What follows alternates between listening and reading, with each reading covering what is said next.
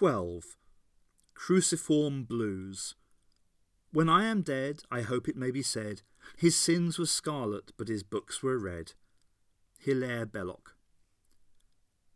Trelaw looked down at the sleeping figure of the doctor on the altar, wondering who should concern him more, this man or Saul and Peter, both lost in trance-like mutterings. The medallion gate was humming with power, and as Trelaw glanced into it, he was amazed to see two tiny figures spin into view, growing bigger with each second amongst the maelstrom. Emily leaped out, laughing, and grabbed the vicar's arms. "It was wonderful! It's all so strange! I never imagined—" She turned to look over her shoulder. "Wait a minute! I had the doctor with me." "I have returned him to his proper body," Saul chimed, and Peter woke, realising that his mathematical dreams had been real. He clutched Emily to him and groaned with relief. "We did it, love," she told him proudly. "We rescued them." The doctor was stirring. Trelaw looked down at him, concerned. "Ace, I've had the strangest dream," the Time Lord muttered, blinking. He raised a hand to his face. "I dreamt that I woke up. And it's all true." He sat up suddenly and looked at his hands as if searching for blood. "No, no!" he yelled wildly. "That isn't right. Ace! Ace!" Trelaw put a calming hand on his shoulder. "Doctor, you're back in the land of the living. What happened?" The doctor shrugged off the Reverend's hand and sprang up, ignoring his rescuers completely. He looked round the church, still seemingly dumbstruck. "That was the game. I isolate the Timewyrm in my head, using Ace as bait, then pull her out and use my mental power to crush it out of existence. And I got it wrong. I sacrificed her just as Ishtar said I would. I got it wrong."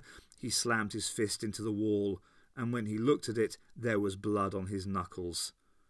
"Doctor!" shouted Saul, and the Time Lord spun to see the dark form of the Timewyrm speeding towards the mouth of the medallion gate. "No," muttered the doctor, "you're not getting out that way. Close!"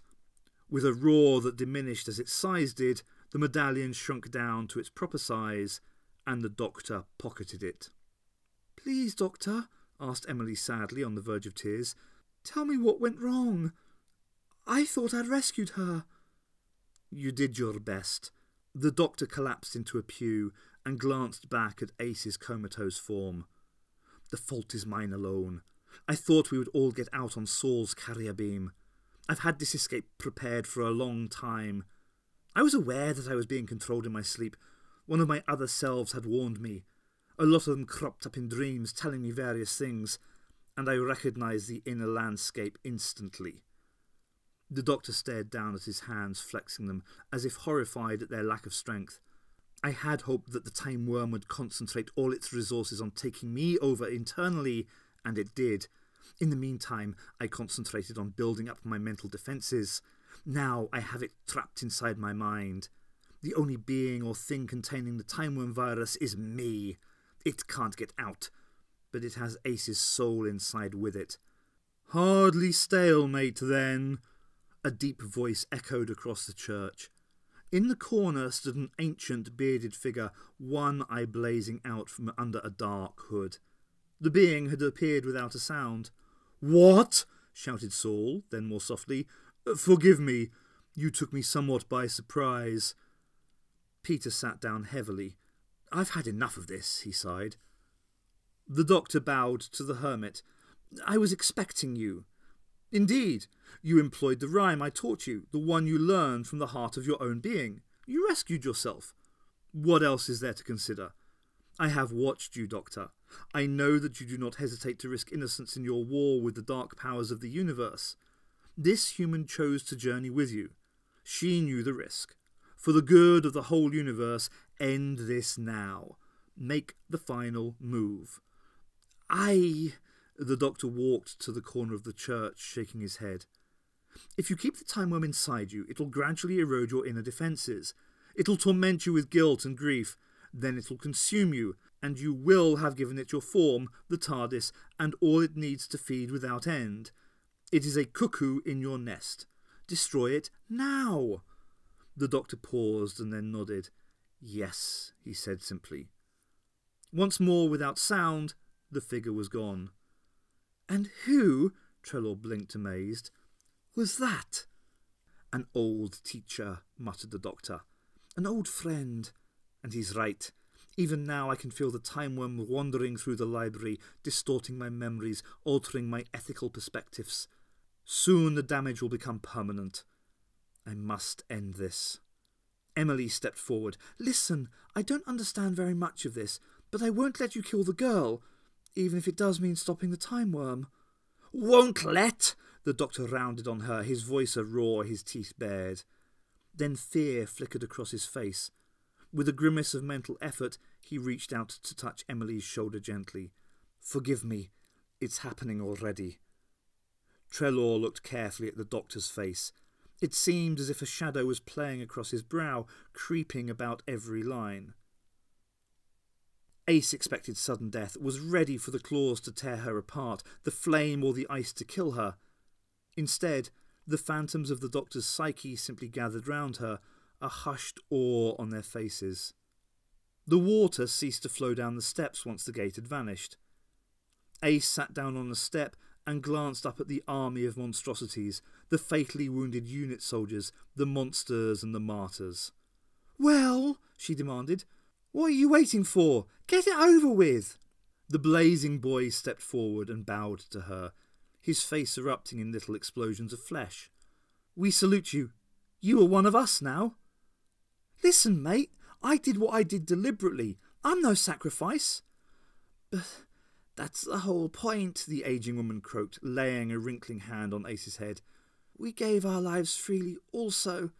The doctor still regrets it, still keeps us in mind, still maintains us through his guilt." "Is that it then? You're here because he feels guilty?"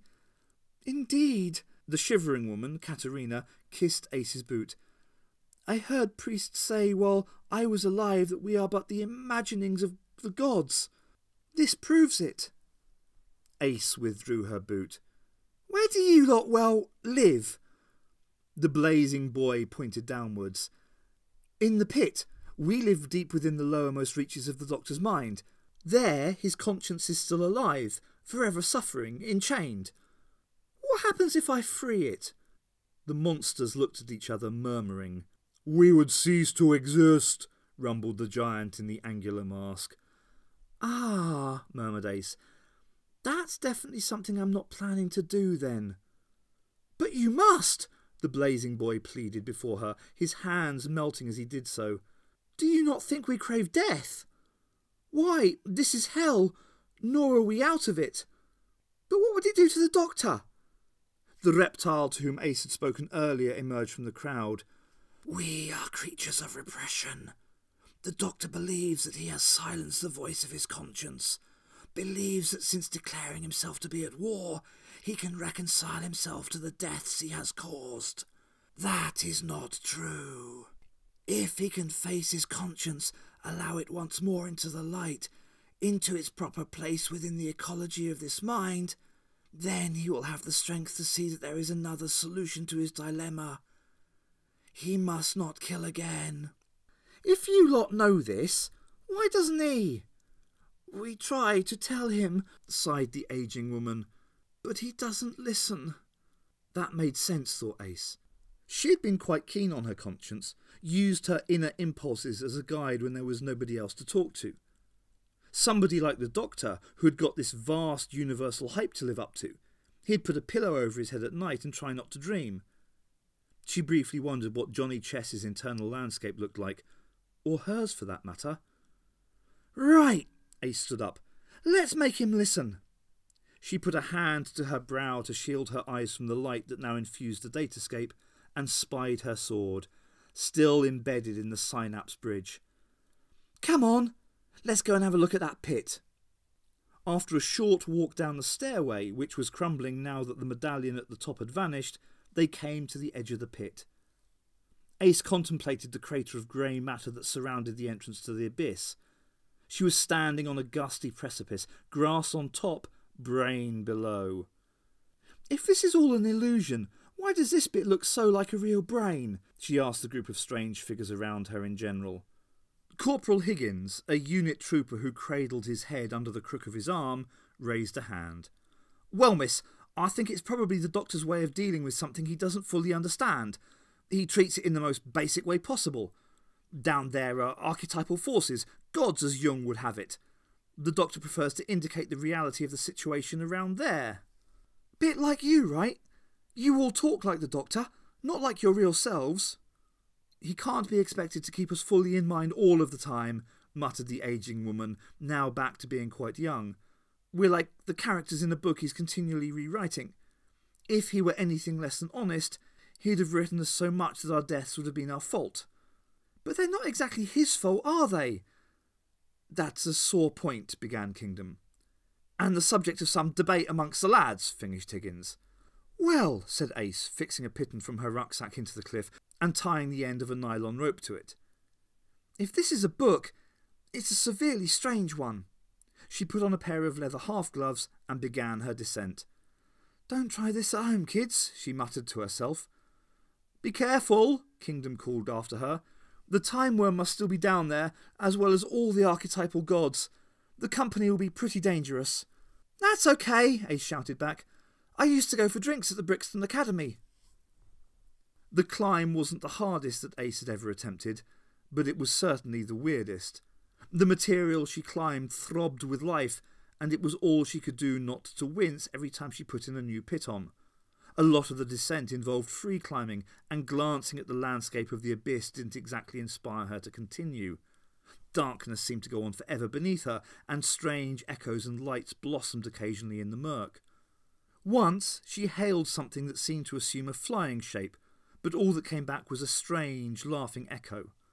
Lightning jumped across the pit, setting her backpack ablaze with a minor strike. She thumped it out against the wall.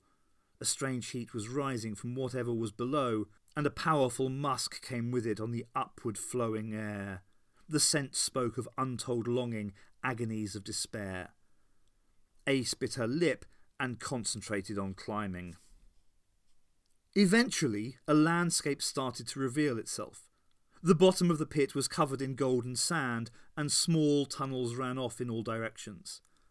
Ace climbed thankfully off of the pit wall, pulling out the final peg, and looked around.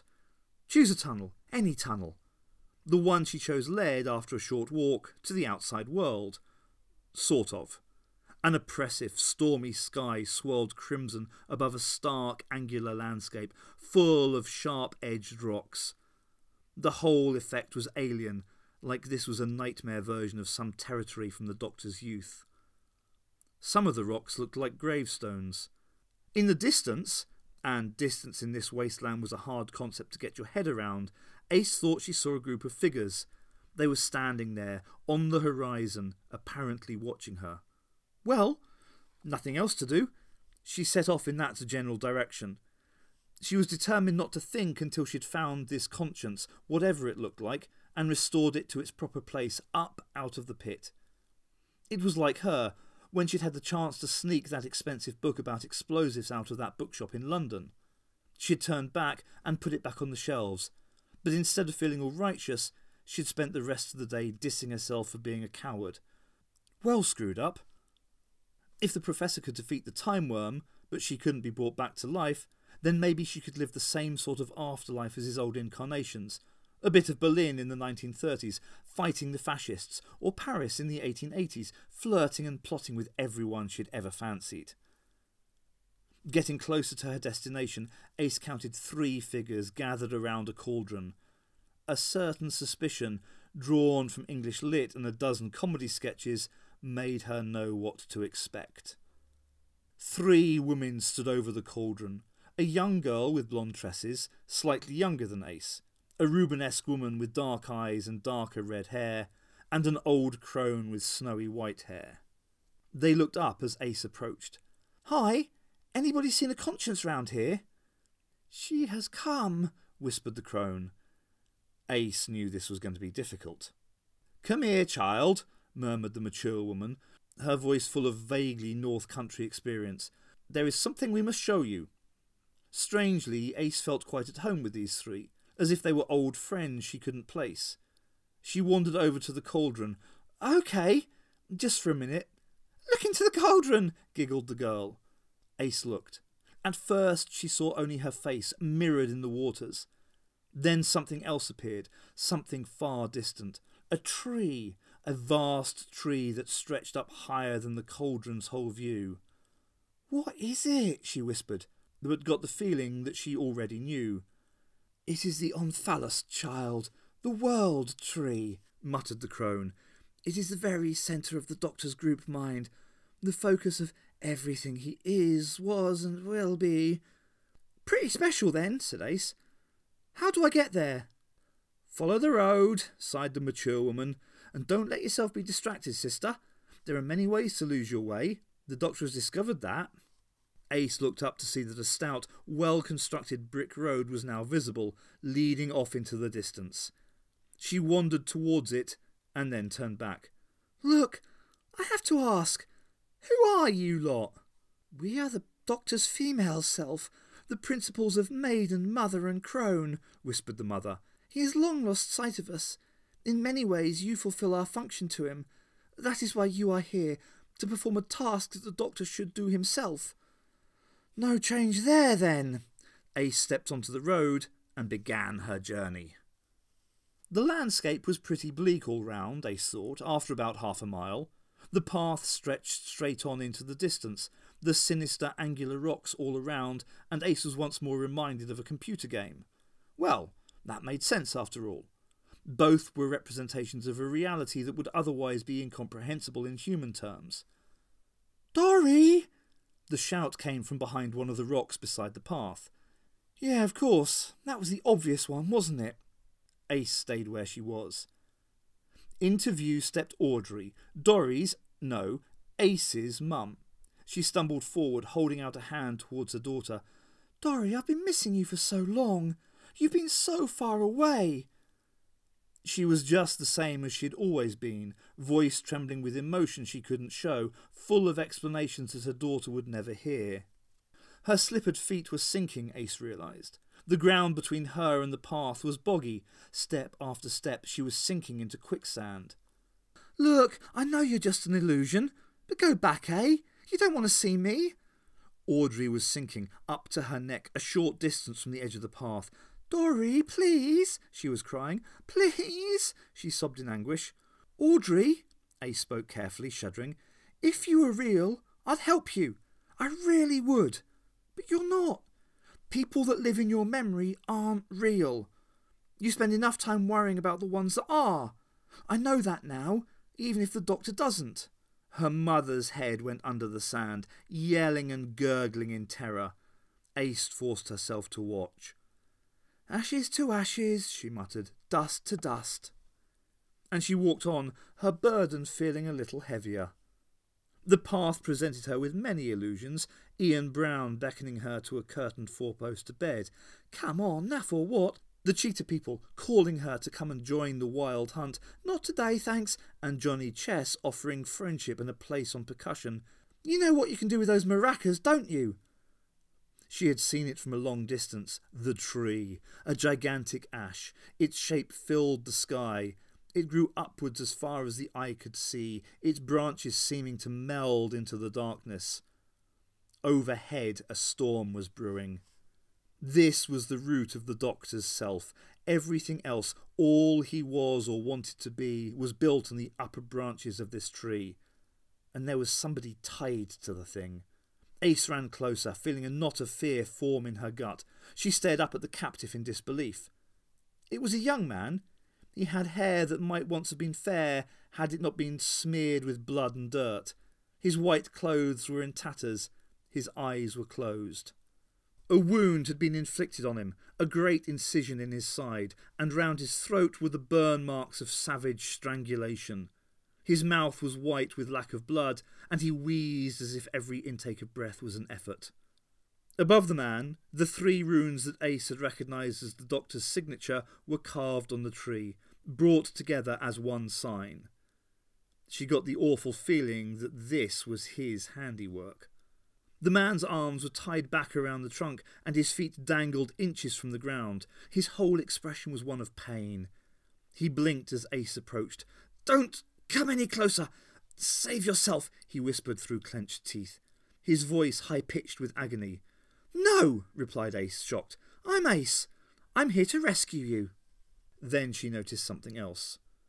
In front of the tree grew a flower. It was a tiny thing, but quite astonishing. It was some way between a rose and a daisy and, well, everything else you could think of. A mixture of grand design and simplicity. Its petals shone with multicoloured life. Their edges were intricate, and Ace couldn't quite see where their tiny folds ended. Fractal. Right. Ace knew in that moment that this was the whole torment of the doctor's conscience, to be aware of this perfect flower, to remember it from a single glimpse long ago, but to be unable to touch it. She drew her sword, intending to cut the dirty cords that held the man in place. A rasping hiss came from the branches of the tree. Sliding down the trunk came the thick trunk of a gleaming metal snake, its eyes flashing with dark intelligence. The Timewyrm. "Yes," the worm whispered. "I am here. I fell from the bridge.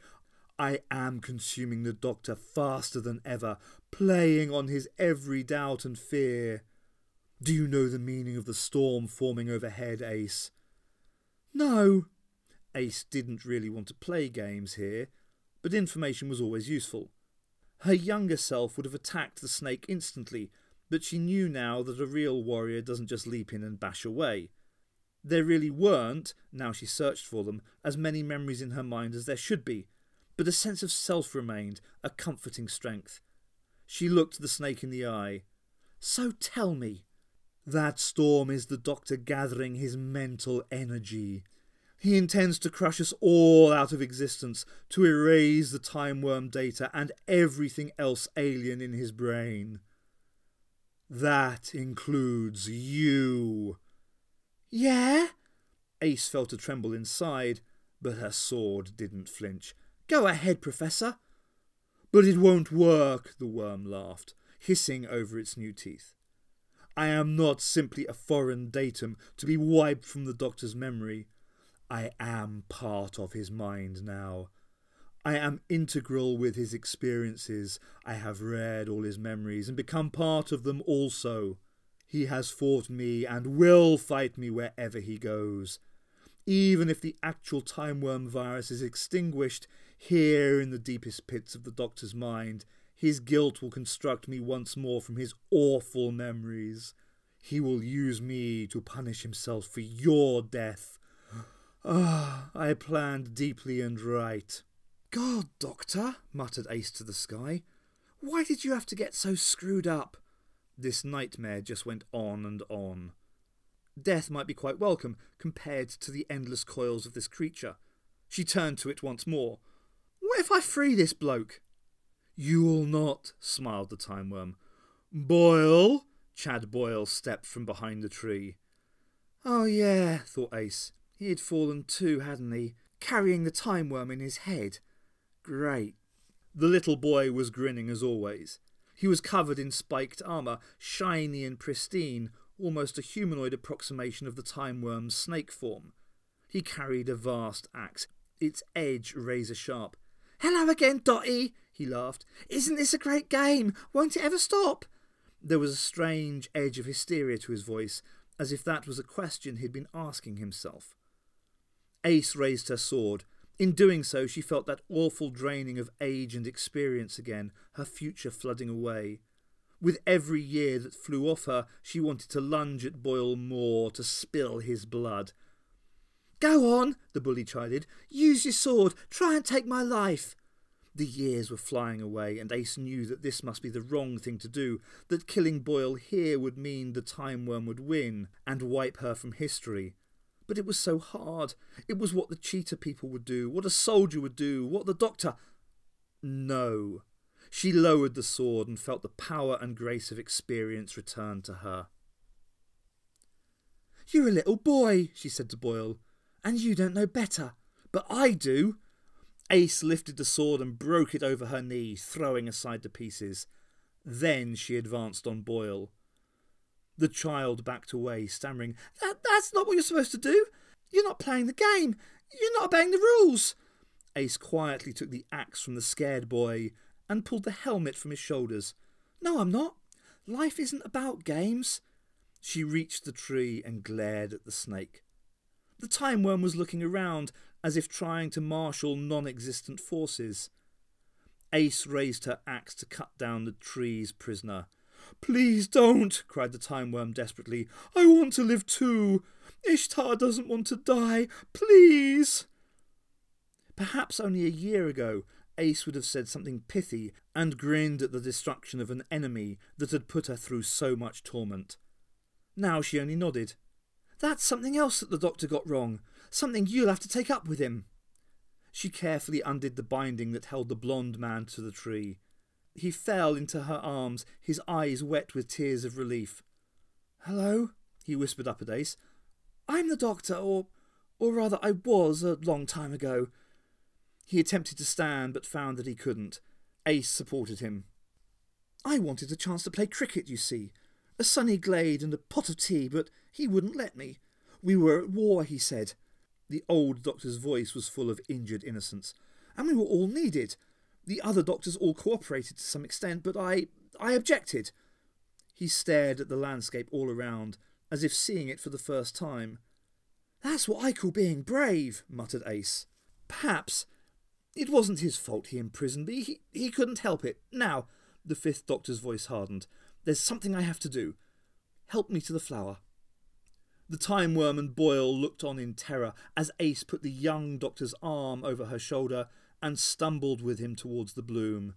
Above, the storm was gathering strength. The doctor was looking at his hands as they clenched and unclenched. "I must do it," he muttered. "I must take her life, win the game." "No, Doctor," Saul was shouting. "This is not you. This is the Timewyrm." Trelaw and the Hutchingses gazed at the doctor in panic. Emily had picked up the baby and was holding it to her, almost afraid of what the maddened Time Lord would do next. It was as if he was fighting a mental battle and losing. His face was contorted with the effort of the struggle. "There is another option, of course," he whispered. "I can take the TARDIS into the centre of a star, order it to self-destruct. The Timewyrm will perish with me. The universe will be saved, even if Ace isn't." Wincing with pain, a pain which seemed to encompass his every movement, the doctor stumbled over to the altar where Ace lay. His hands shaking, he moved a hair from where it had fallen on her brow. "And maybe somewhere there is an afterlife, more genuine than the Matrix, or the dimensions of an old Time Lord's mind." He looked down at his companion with infinite sadness, his voice cracking. "It is a dream I have." Supported by Ace, the fifth doctor reached out, his hands closing on the stem of the flower. "I remembered what it was that you had lost, Doctor," he sighed. Then his voice became hard and more determined. "Now I return it to you." The doctor gazed out across the lunar surface, through the stained glass windows of the church. His face was still creased with inner pain. He was talking to the comatose Ace as the rest of the humans looked on, or perhaps he was talking to himself. "War," he muttered. "Not good for anybody. Nobody wins. Nobody ever wins. You have such a hard time looking after the tactics that the little details, individual lives, escape you. Sometimes I wonder if I'm just a pawn in some vaster game." The fifth doctor picked the flower and smiled a triumphant smile. Somewhere a vast sigh was heard, and a group of tormented figures faded into the dear country of nostalgia and fond memories. The exploding boy and his friends were no more, and they rejoiced in it as they departed. The doctor's head snapped round, eyes suddenly narrowing on the baby. "What's that baby doing here? And why hasn't it cried yet?" Emily, fearing that this was another onset of evil temperament, pulled the child away from him. "Listen, Doctor, you handed me this baby. You don't want to hurt it, do you?" "What? Did I?" The doctor sprang up, vaulted over the seat in which he sat, and whistled a dawn chorus of sounds at the child, clicked his fingers, jumped up and down. "Doctor," began Saul. "Hush!" The Time Lord walked from one end of the church to the other, tapped his forehead, smelt his fingers, and threw himself to the floor, plucking a piece of chalk from his pocket. There he swiftly sketched a complex pattern on the stonework, an intricate maze labelled "if" and "then" at intervals. Finally, he jumped to his feet and looked up at the assembled company, grinning an infectious grin. "Got her," he said, and took off his hat to Mrs. Hutchings. "Sorry if I frighten you, or will frighten you. You'll get used to it." "Will I?" The doctor stared at her for a moment. "Yes, you will." He gazed at his hands once more. He had stopped shaking. "Do you know, I think that this may be the first day of the rest of my life." Emily was amazed at his grin. In the circumstances, the reversal was nothing short of miraculous. The blonde doctor stood straight, his wounds healing, and looked about him with a new vigour, stuffing his hands in his pockets. "I'd better take this to where it can do most good," he muttered, glancing at the flower that he had placed in his buttonhole. "I'd say brave heart." He glanced at Ace and smiled a lovely, honest smile which faded into a strange sort of puzzled frown. "But I think you have one anyway." And with that he was gone, a vision fading on the warm breeze that was gathering across the wasteland. Ace found herself smiling also. On the distant horizon of the pit, dawn was coming. "No!" shouted the Timewyrm. "I will not be stopped now." The snake slithered quickly into the higher branches of the tree, shouting as it went. "All you dark archetypes, all you inner demons and deadly gods, come to me now." Distant roars rose from across the plain, and Ace leaned against a tree, glancing up at the Timewyrm. She had a feeling that company was coming. Peter Hutchings watched the strange little man as he made final preparations for, well, whatever he was going to do. All this seemed so far away from his world, the comfy jacket of academia. This was so far beyond his understanding that he might as well have been one of the ants that infested the canteen at Jodrell Bank. Still, he had made a contribution, and in doing so, gone on a mathematical adventure. The strange figure in the paisley scarf seemed to bridge the gap between infinity and humanity, between the Holy Grail and the cup of tea. Peter supposed that he really should be taking the opportunity to observe the lunar surface, but what was going on inside the church was far more interesting. Finally, the doctor seemed ready, having checked the contents of his pockets. He fished out a key. "Doctor," Peter thought it was time to ask, "what exactly was that medallion thing?" "A portable temporal link which I stole from the Black Collection in the Prydonian Academy on Gallifrey while I was president of the Time Lords. I knew it would come in handy." "So you hid it in here?"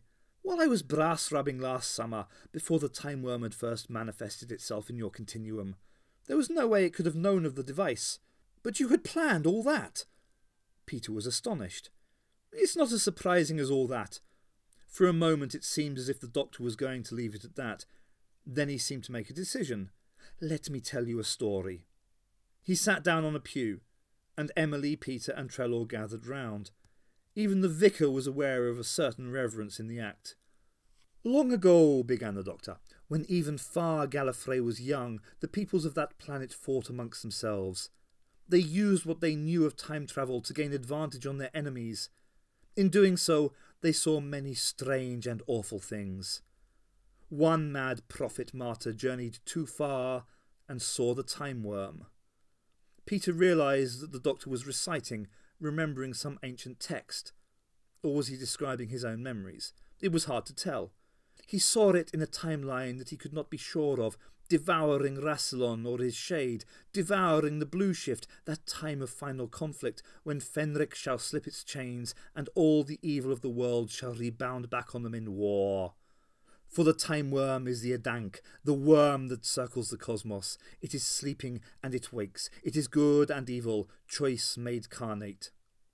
The doctor paused, slipping back into his own explanation.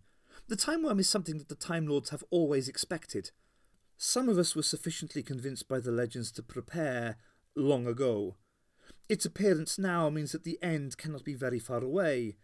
"The end of the universe?" queried Saul. "The day of judgment?" "A conflict, a time of darkness.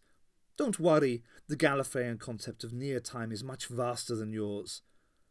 "Well, that's all right then," muttered Emily. Trelaw's head was swimming.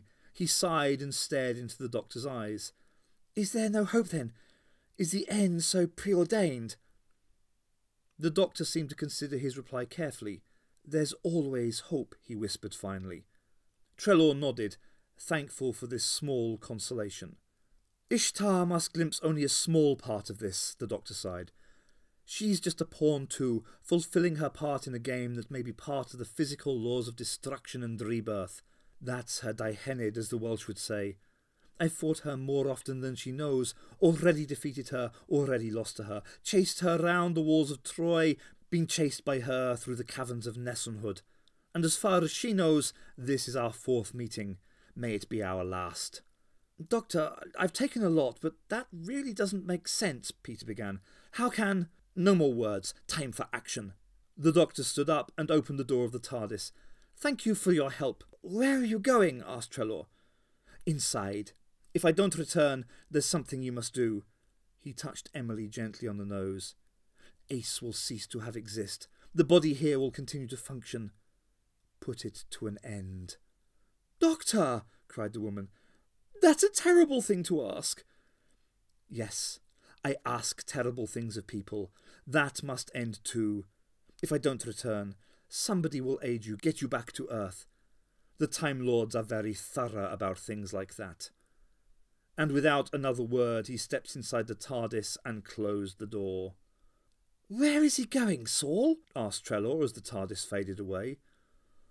"A long way," replied the Church. "Further than he has ever been." Ace had grabbed Boyle's hand and ran, off across the storm-racked plain of the Doctor's mind. All around, dark forms were rising, things more ancient and terrible than the Doctor's own inner doubts. These were gods, as near as the term meant anything here, powerful racial symbols and principles, both from Gallifrey and Earth. Amongst them Ace glimpsed things that she might have seen in old nightmares. "Close your eyes," she gasped out to the little boy as she ran. "It'll be all right. You sure, Dotty?" "Yeah, the Doctor will save us. And it's Ace or Dorothy if you really want. All we have to do is keep—" The creature sprang out of the ground in front of them, a vast sheet of emptiness. Before Ace could even glimpse what it was, it had covered them both, smothering them in darkness.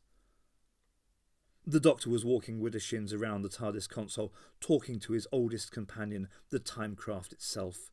He wasn't expecting an answer. Every now and then he tapped a dial or flicked a switch. They were in the vortex, hovering. Dorothy wanted to go home. The Scarecrow needed a brain. The Tin Man needed a heart. And the Cowardly Lion, he needed courage. Each found that the quest wasn't in the adventure, but in themselves. They discovered that what they seek to find was meaningless, that the only thing worth having was inside. Yes, I ought to play the hermit at chess again, but he wouldn't play to win. The Doctor suddenly stopped and reversed the direction of his walk, hitting switches quickly and diving at the coordinate board. He was about to enter the new directions when his left hand, which had been jerking and flexing, thrust itself into the still bare wires of the exposed section. There was a flash. With a yelp and a cry, the Doctor fell backwards. When he sat up once more, he looked darkly determined. "But it's difficult to play for the game's own sake when your opponent is playing to win. Ah well, alea jacta est." The Doctor assumed a perfect lotus on the floor of the console room, his hands forming a tantric meditation posture. After a while, the pitch of the TARDIS's motors changed. The coordinate keyboard bustled into life, and all over the console emergency cutouts shorted, restraining switches exploded, warning bells were silenced. The cloister bell, the most awesome and urgent sign of impending danger, rang 3 times, and then was silent. The TARDIS swerved off its path in the vortex, whirling towards the rushing kaleidoscopic walls of the gravity well that punched a hole through reality. It struck the corridor and distorted, wrapping itself around space-time, vanishing instantly as a swirl of royal blue in the susurrating colours of infinity. The Doctor flew his craft by instinct, diving it into the interface between his mind and his craft, seeking the still point of singularity. The TARDIS spun into the dream time, into the Doctor's memories, carrying him into his own unconscious, carrying him into the darkness. The arena was dark and hushed, the audience expectant with waiting. Amongst their number could be found all the ancient things of Gallifrey, the dark gods of earth, every fundamental horror and woe. They were not comfortable in these uplands of the mind, but the Timewyrm had forced them by biology, changing the chemical balance of the Doctor's brain, until they had to come here or perish, into the arena that Ace had encountered on her journey into this mind, the circus of the pineal gland. The spotlight sprang into life. In its bright gaze, a solid blue form flexed and groaned its way into reality. The TARDIS had arrived inside the Doctor's mind. The crowd cheered and yelled. The door of the craft opened, and the Doctor strode forth, his gaze sweeping the arena. "Where's Ace?" he growled. "Professor? I'm here!" A figure stumbled forward into the glare of the light. Ace was clutching her face, her breath coming in rasps. His expression a picture of dismay, the Doctor gently took her hands in his. He pulled them away from her face. Ace opened her mouth. There was a glint there, a glint of... The blast of fire caught the Doctor full in his face.